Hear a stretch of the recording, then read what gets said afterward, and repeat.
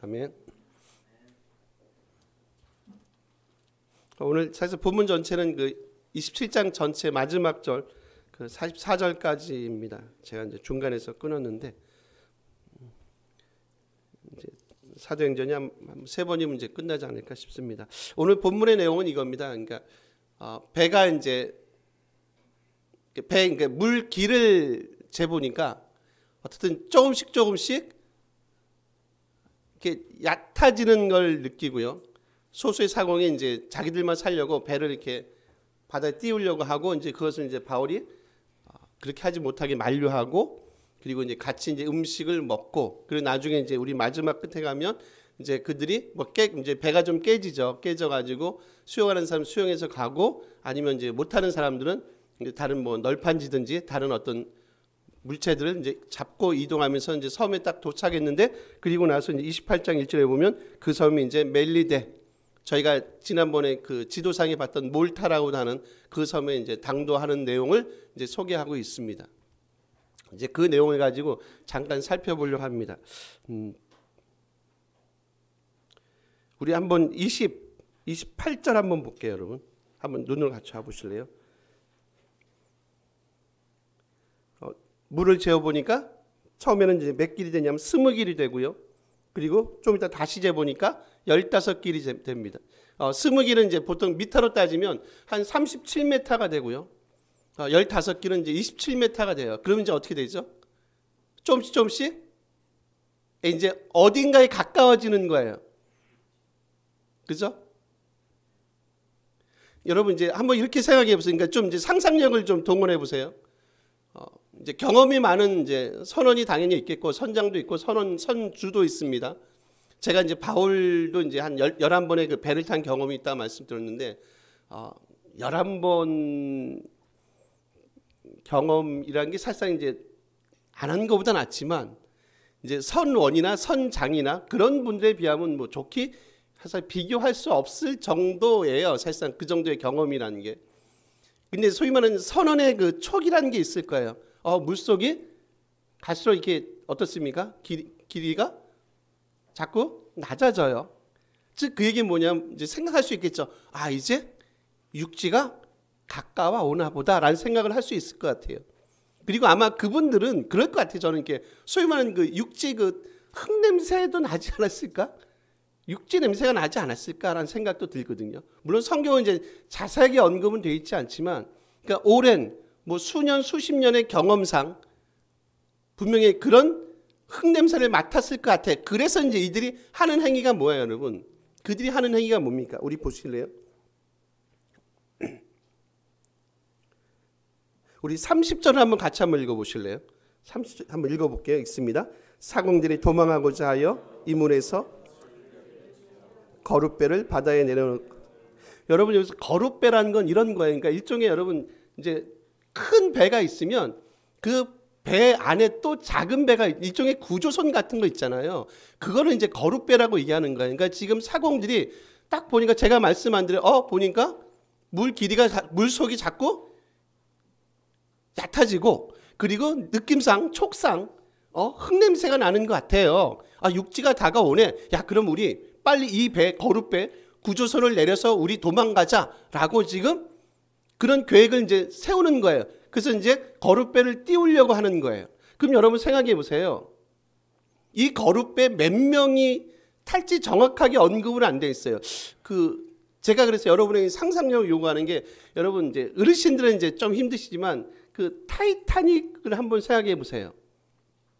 엄청난 타이타닉 배가 지금 침몰당하고 있고요. 그리고 중간쯤 되나요? 이렇게 배를 내리잖아요. 그래서 이제 그게 일종의 거룻배입니다.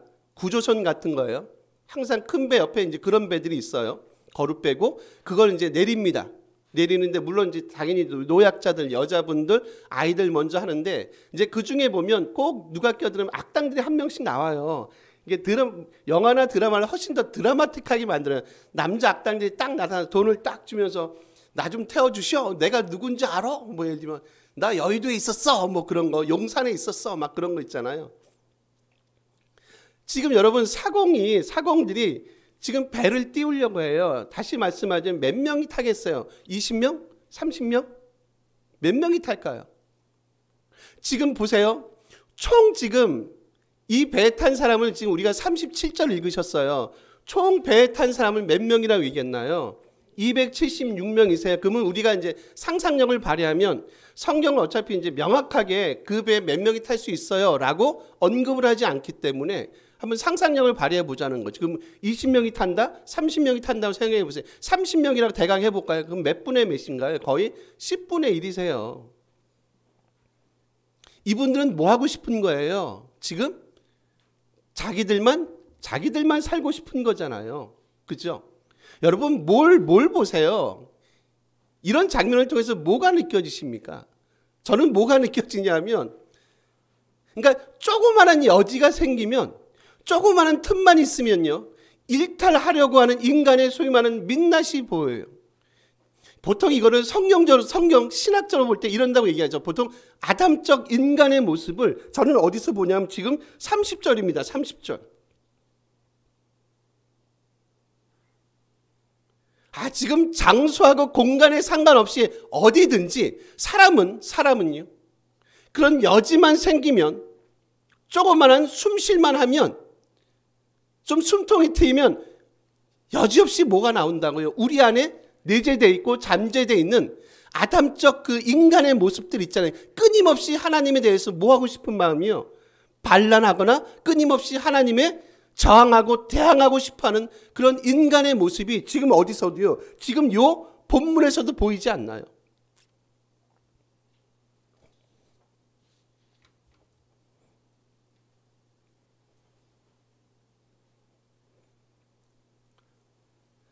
흥미로운 건 지금 이 배에 리더로 소개되는 사람이 있어요. 거의 리더격의 일을 하는 사람이 있어요. 여러분 누구세요?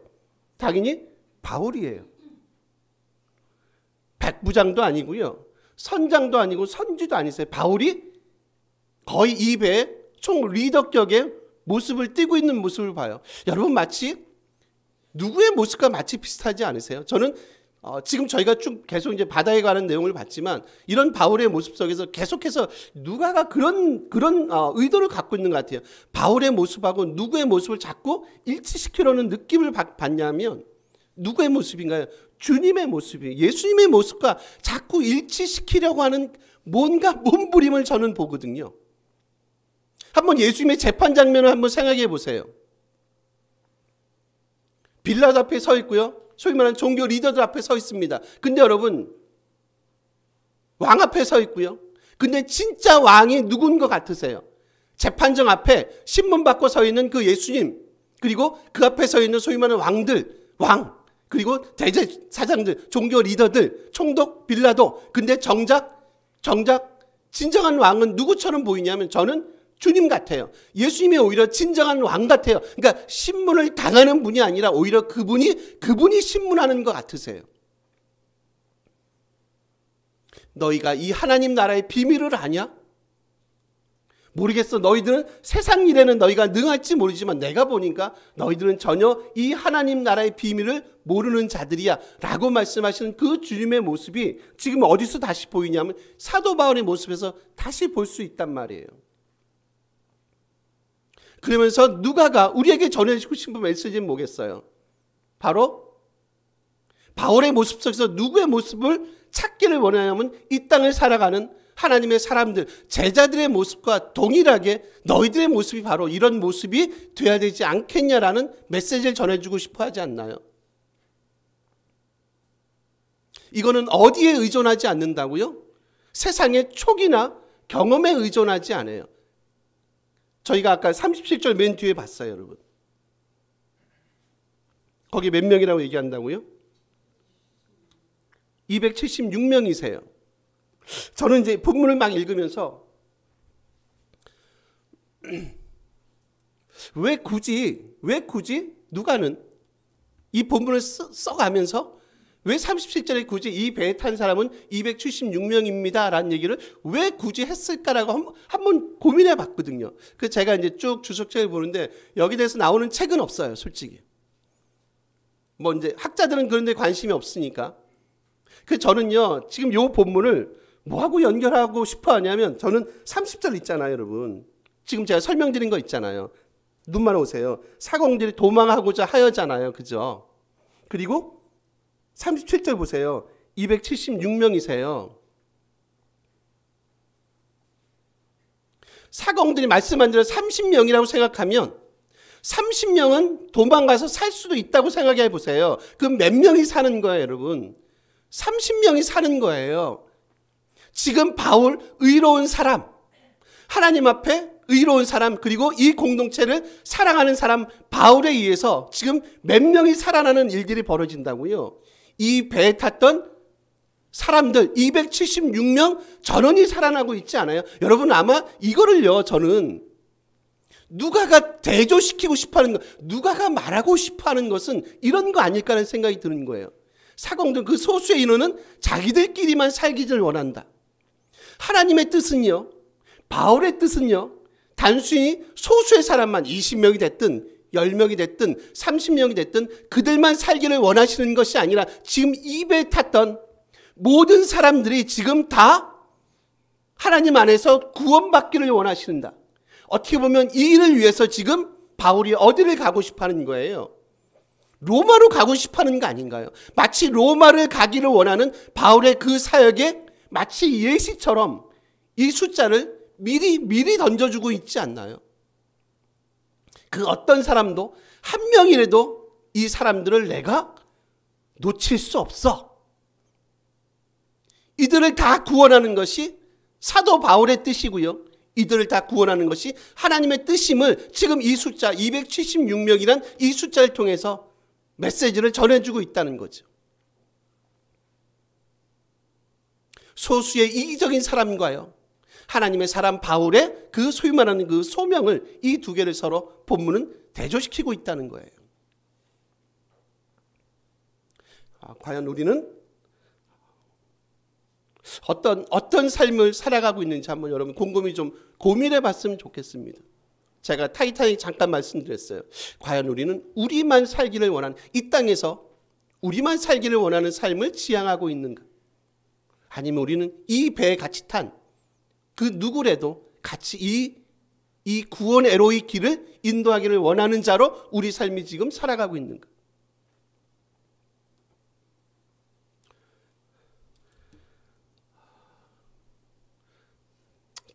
조금의 안타까움은 이제 그런 건 있죠, 여러분.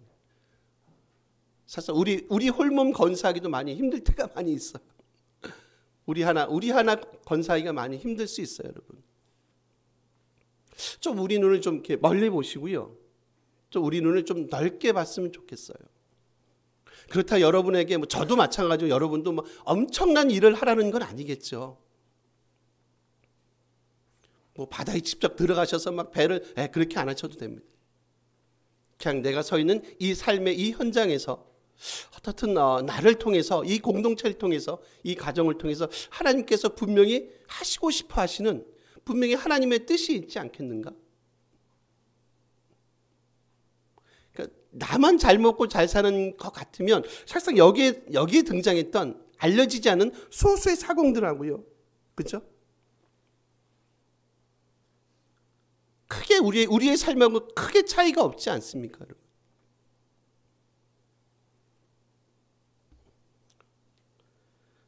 우리 31절 한번 보실래요? 같이 한번 좀 읽어주실래요? 31절입니다. 바울이 백부장과 군인들에게 이르되 이 사람들이 배에 있지 아니하면 너희가 구원을 얻지 못하리라 하니. 사도 바울이 얘기합니다. 야, 너희들 사람들이 배에 있어야 됩니다. 절대로 그들이 이 배를 떠나게 하면 안 됩니다라는 거예요. 거룻배를 띄우지 못하게 해서, 그죠? 꼭 그들로 하여금 이 배에 남아있게 한단 말이에요. 여러분, 이런 바울의 확신은 어디서 옵니까? 촉입니까? 단순히 그가 갖고 있는 촉입니까? 아니면 11번의 그 경험을 통한 사실상 경험에 의한 겁니까? 선원들이 지금 소수의 선원들이 배를 띄워서 도망가려고 하는 건 뭐예요? 그들의 뭐에 의존하겠어요? 그들의 촉이겠죠. 선원으로서 수십 년간 배를 탄 선원의 촉이나 경험에 의존하겠죠. 드디어 육지 냄새가 맡아지네. 바닷소리가 좀 다르네. 바다 한복판에 있는 그 바닷소리하고 이제 육지에 근접한 바닷소리가 다를까요, 여러분? 다를 수 있을까요? 모르죠? 아무도 모르죠? 분명히 사도 바울이 지금 이런 말을 할 때는 여러분 배에 머물러 있어야 됩니다 라고 이런 말을 할 때는 단순히 저는 촉은 아닐 것 같아요. 그리고 그가 경험했던 그 11번의 배에 대한 항해에 대한 경험도 아니었을 것 같아요. 그러면 바울의 이런 확신은 어디서 나오냐는 거예요. 어디서 나옵니까? 하나만 확인시킵니다. 계속해서 이제 이런 부분이 저희가 봐왔으니까 우리 바로 앞에예요. 앞에 보시면 몇 절이 나오시면 24절 나오시죠. 27장 24절이세요. 예, 요건 한번 읽어볼까요? 읽습니다. 바울아 두려워하지 말라. 내가 가이사 앞에 서야 하겠고 또 하나님께서 너와 함께 항해하는 자를 다 내게 주셨다 하였으니 라는 거죠. 결국 바울이 의지하고 의존했던 건 뭐라고요, 여러분? 그가 쌓아왔던 경험이 아니고요. 그의 촉도 아닙니다. 어디에 의존한다고요? 어디에요? 그는 철저하게 하나님 말씀에 의지해서 지금 절대로 여러분 배에서 내리시면 안 됩니다. 여러분이 배에서 내리시는 순간 여러분 아마도 죽음을 더 이상 구원받음을 용납되지 못할 겁니다 라는 말을 할 수 있었던 것은 사도 바울이 봤던 뭐예요? 하나님의 말씀에 대한 신뢰고 하나님 말씀에 대한 믿음이죠. 믿음. 이게 여러분 이게 어떻습니까? 이게 사람들이 뭘 갈라버려요? 생사를 갈라버리지 않습니까? 여러분 이렇게 영화 많이 좋아하실 텐데 제가 오래전에 본 기억이 있어요. 그 투마로우라는 영화가 있어요. 혹시 보셨나 모르겠어요. 하여튼 엄청난 한파가 몰아치고 그래서 일단 거의 밖에 나가면 죽습니다. 그래서 실내에 있어야지 그나마 살까 말까 한데 이제 그 주인공의 아버지가 아마 오래돼서 기후학자인가 막 그러죠. 그래서 아들하고 어떻게 통하다 절대로 야 너 밖에 나가면 죽는다. 절대 나가지 말어 얘기합니다. 근데 이제 영화니까 이제 그 드라마틱한 부분을 살리기 위해서 꼭 그럴 때 보면 누가 있나요? 꼭 보면 밖에 나가는 사람도 있어요. 우리는 알잖아요. 나가면 죽어요. 우리는 알잖아요. 절대 나가면 안 되는데 나갑시다. 지금 여기 있으면 오히려 여기가 더 위험할 수 있어. 나가야 됩니다 해가지고 꽤 수십 명을 데리고 나갔던 거기가 도서관인가 성당이었던 것 같아요. 정확히 기억은 안 나는데 그래서 나갔습니다. 나갔더니 당연히 나중에 보니까 그분들이 다 돌아가시는 이제 그런 영화들이 많습니다. 꼭 이제 우리의 안타까움은 그런 거죠. 나가면 안 되는데. 그분들이 의지했던 건 뭐예요, 여러분? 그분들이 봤던 건 뭘까요, 한번? 그분들이 봤던 건 뭐예요? 자기의 경험 같은 거 아닐까요? 그리고 자기의 촉이겠죠, 촉. 나가는 게 맞을 것 같아. 뭔가 움직여줘야지. 여기 가만히 있으면 무슨 일이 벌어지겠어? 나가잖아요. 뭐 의지하지 말라고요, 여러분. 그 리더가 아마 아들이라 그랬죠. 거기 남아있기를 원하는 친구는 아들이고 그 아버지가 기후학자라고 얘기했어요. 그 친구는 뭘 믿은 거예요? 어떻게 보면 자기 아버지의 학문적인 이론을 믿은 거잖아요. 그죠? 촉을 믿은 게 아니라 경험을 믿은 게 아니잖아요. 여러분 사도 바울이요. 지금 이 본문에서 하고 싶은 얘기가 뭐예요? 누가가 이 본문을 통해서 하고 싶은 얘기는 뭐예요? 경험 그 이상의 것들이 있다는 거예요. 여러분이 느끼시는 제가 느끼는 촉이라는 것 그 이상의 뭔가가 있다는 거예요. 그건 뭐라고요? 그거는 철저하게 하나님의 말씀에 의지하고 의존하는 삶을 살아가는 거죠. 세상이 얼마나 다양합니까, 여러분? 우리가 세상의 모든 일을 다 경험할 수 있나요? 여러분 한번 생각해 보세요. 우리가 세상의 모든 일을 다 경험할 수 있어요? 지금 내가 알고 있는 내 분야도 여러분이 지금 일하시는 분야가 있으시잖아요. 그 분야 여러분 다 아세요? 한 번씩 학생들이 그런 얘기를 해요. 저는 모르는 게 없을 것 같대요. 제가 속으로 웃죠. 내가 뭘 아는 그게 아니에요. 내가 아는 게 뭐가 있어요. 저는 계시록을 공부해서 계시록 조금 아는 거예요. 그리고 너무 성경이 어려운 것 같아요. 너무 어려워요. 일단 학문적으로도 어렵고, 그리고 더 어려운 건 뭔지 아세요? 그렇게 살아내는 게 너무 어려워요. 뭘 알아요? 속으로만 웃죠. 학생들한테 뭐, 야, 그래, 뭐, 그럴 순 없잖아요. 내가 아는 게 뭐가, 그럴 순 없으니까. 여러분, 우리가 얼마나 경험할 수 여러분이 얼마나 많은 세상을 경험할 수 있겠어요? 얼마나 많은 영역을 여러분이 마스터하고 계십니까? 그러세요, 여러분? 이제 주부님들도 많이 계신데, 여러분 살림 100% 다 잘하세요? 일하고 계신 거 지금 다 완벽하게 다 소화할 수 있으세요? 늘 배워가면서 하지 않나요? 그거 보면서 뭘 느끼세요? 아, 우리가 되게 모르는 게 많고, 그런 거 아니세요? 되게 모르는 게 많고 늘 배워가는구나. 그래도 조금 우리가 갈 수 있는 건 뭐라고요? 뭘 의지하는 수밖에 없다. 그래서 하나님의 말씀에 의지해서 깊은 곳에 그물을 내리는 그런 순종의 삶이 우리에게 필요하지 않냐는 거죠. 내가 경험하고 내가 이미 알고 있던 것 의지하면 우리는 분명히 그 바닷속으로 뭘 던질 거예요? 이 거룻배를, 작은 배를 던질 거예요. 뭘 의지하시면요? 내 경험을 의지하시면. 경험 의지하지 마시고요. 뭘 의지하시라고요? 하나님의 말씀에 의지하십시오. 이게 여러분, 그리고 제가 살아가는 삶의 길이 되고 삶의 빛이 되는 게 맞다는 거예요.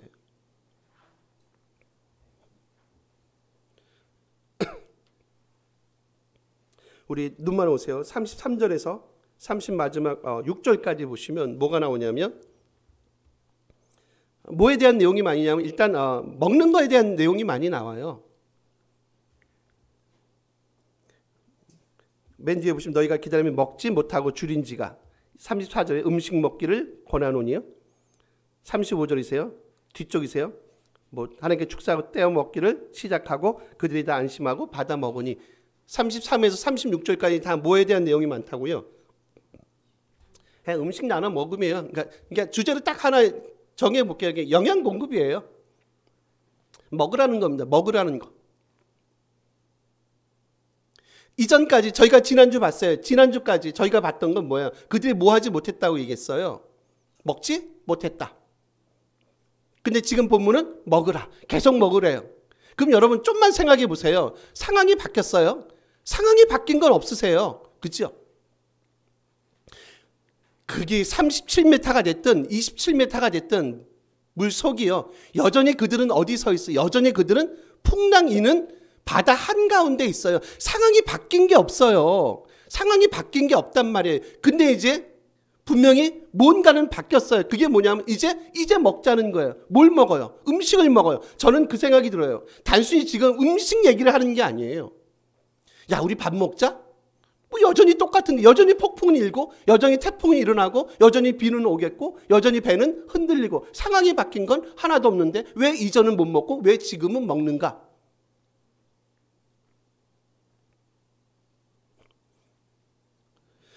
여러분, 이 먹음을 통해서 소위 말하는 이제 주고 싶어하는 내용이 있겠죠. 단순히 밥을 먹읍시다에 대한 내용이 아니라, 음식 먹음은 성경에서 보통 뭐에 대한 내용들을 많이 등장을 하나요? 잔치의 이미지 있잖아요. 여러분, 그래서 35절 한번 보실래요? 요거 그냥 한번 읽어볼까요? 35절이세요. 떡을 가져다가 모든 사람 앞에서 하나님께 축사하고 떼어 먹기를 시작하며. 무슨 그림이 좀 머릿속에 이렇게 그려지지 않으세요? 오병이어인가요? 감사합니다. 저는 성만찬의 언어가 좀 그려지거든요. 그래서 이 부분을 성만찬의 언어라고 하는 학자들도 있어요. 다 동의하진 않습니다. 성찬의 언어라고 얘기를 해요. 오병이어도 되겠죠. 지금 음식을 먹는다는 건 단순히 이전엔 못 먹었는데 지금은 음식 먹으니까 배가 부르네. 지금 그 얘기를 하는 게 아니라 지금 음식 먹음에 소위 말하는 잔치의 언어를 통해서 지금 상황이 완전히 역전되는 것을 보여줄 수 있죠. 이제 뭐가 이루어진 거예요? 하나님과의 온전한 연합과 하나님과의 온전한 교제가 지금 이루어지는 거예요. 그래서 마지막 37절에 등장하는 게 뭐예요? 지금 이 음식을 먹은 사람들의 숫자가 몇 명이라고요? 276명이라는 얘기를 하는 이유가 바로 여기 있다는 거죠. 이제 이들이 그 하나님의 음식, 음식 나눔, 음식 먹음에 참여한 자, 하나님의 잔치에 참여한 자로 지금 그들이 이 배에 있습니다. 이제 그들은 절대로 뭐 하지 않을 겁니까? 그들은 절대로 죽음을 경험하지 않을 겁니다. 이들은 이제 단순히 물리적인 영향이 아니라 이제 영적인 영향을 공급받는 자들로 이들이 서 있을 겁니다.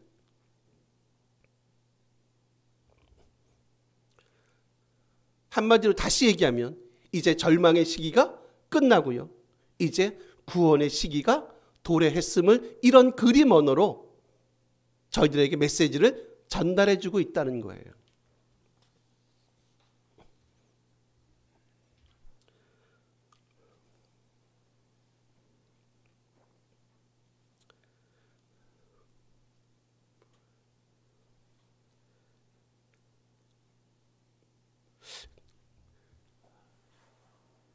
때로 이제 많이 무리하고 힘들 수 있는데 저는 이제 저희 교회가 그리고 저희 교회만이 아니라 저희 성도들의 삶이 좀 이런 좀 잔치의 언어를 가지고 매일매일 이런 잔치를 매일매일 맛봤으면 좋겠습니다, 여러분. 하나님과 연합을 맛보시고요. 그 하나님의 잔치에 참여하는 자들로. 그래서 이 구원의 은총을 매일매일 입는 자들로, 그리고 하나님을 위한 하나님 나라의 꿈을 꾸는 자들로 저희가 섰으면 좋겠어요. 어떤 사람이 이런 얘기를 합니다. 꿈은요, 혼자 꾸면 망상이 되는데요, 여럿이 꾸면 현실이 된대요. 누가 말했는지는 말씀을 드리지 않겠습니다. 제가 얘기한 건 아닙니다. 저는 망상이 아니라 같이 한번 우리 교회가, 공동체가, 우리 조국교회가 같이 한번 하나님 나라의 꿈을 꿨으면 좋겠어요. 그래서 그 꿈이 진짜 이 땅을 통해서, 아니면 우리 선영자님이 기도하듯이 열방을 통해서 진짜 이 꿈이 현실로 되는 하나님 나라의 백성들이 매일매일 세워져 가는 일에 하나님 우리를 좀 사용해 주시고요, 우리 공동체를 좀 사용해 주세요. 뭐 얼마나 우리가 힘을 발휘할지 그건 몰라요. 우리를 부르셨던 그 부르심에 분명히 목적과 의도가 있지 않겠어요. 한번 저는 우리 교회가 이런 꿈을 같이 한번 꾸었으면 좋겠어요. 같이 한번 그 하나님의 잔치에 참여하는 자들로 우리가 주님 앞에 섰으면 좋겠다. 담대하게 이 믿음의 길을 걸어가는 복됨을 맛보는 귀한 믿음의 공동체 되기를 간절히 기대하고 소원합니다. 우리 같이 한번 기도했으면 좋겠습니다. 요거 한 가지 기도 제목 한번 드려볼게요. 과연 우리는 이 땅 살아가면서 우리의 생각이나 경험을 의지하십니까?